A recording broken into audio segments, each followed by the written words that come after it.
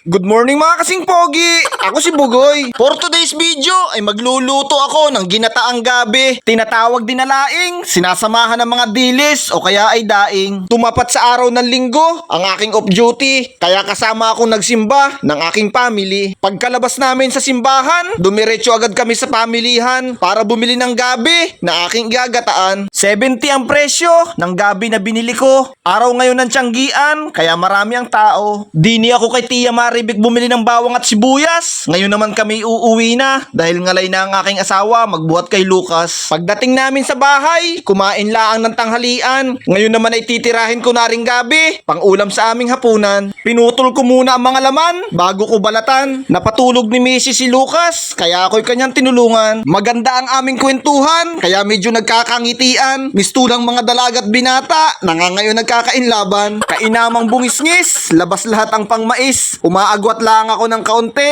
baka masundot ng kutsilyo ni Mrs. Ngayon naman ako'y magagayat na. Aring mga dahon ang aking inuuna. Hindi ko na isinama yung iba dahil may mga sira na. Sa aking paggagata, hindi ko ito binibilad. Hindi ko yung nakasanayan, kaya niluluto ko kaagad. Napapadali ang trabaho kapag nagtutulungan. Kaya habang nagagayat ako ng mga laman, yung tulyasi ay kay Mrs. ko pinahawakan. Pareho din naman na ang ating mga kamay ay nadagtaan. Hinuhugasan ko muna bago isalang, minamadali ko na at galit na ang apoy ng aming kalan. Ganyan ang aming ginagawa, nilalaga muna, tatakluban ng maliit, pag-ari kumupis, pihong sakto na mamaya. Habang naghihintay, ako muna'y mangungumpay. Ari ay ipil-ipil at Jerusalem ang tawag ng tatay. Ari ay pagkain ng aking kambing na aking patatabain, hindi naman pararamihin. Sa birthday ni Lucas, ari kakalderetahin. Pagbalik ko sa bahay, naghugas laang ng kamay at magagayat ako ng sibuyas at luya na aking ilalagay. Garni ang aming diskarte, hindi hinahalo kapag nilalaga ang gabi para pag kinain, hindi maging makati. Kapag luto na, ari ay titigisin, yung tubig ay aalisin para hindi sayang sa uling, yung dilis naman ang aking sasangagin. Ari ang magbibigay ng masarap na amoy dahil hindi ako maglalagay ng karning baboy. Yung ibang naggagata, ginigisa muna. Tapos ang gabi ay hindi na nilalaga. Pero hindi ko pa yun naranasan, kaya di niya ako sa aking nakasanayan. Sigurado ako na rin mapapakinabangan. Kapag kumulo ang gata, saka ko ilalagay ang gabi. Saka ko hahaluin at siguradong ari hindi nakakate. Mga garning luto ay natutunan ko laang sa aking inay. Bata pa lang ako, yun ay nagtitinda na ng mga garning gulay. Nagprito din ako ng isdang samaral. Siguradong masarap na naman ang kain ng aking mahal. Kaya sila'y tinawag ko na para makakain na. Magdadasal muna, magpapasalamat sa Diyos sa lahat ng biyayang binibigay niya. Kayo gahoy kumakain ng garne, ginataang gabi,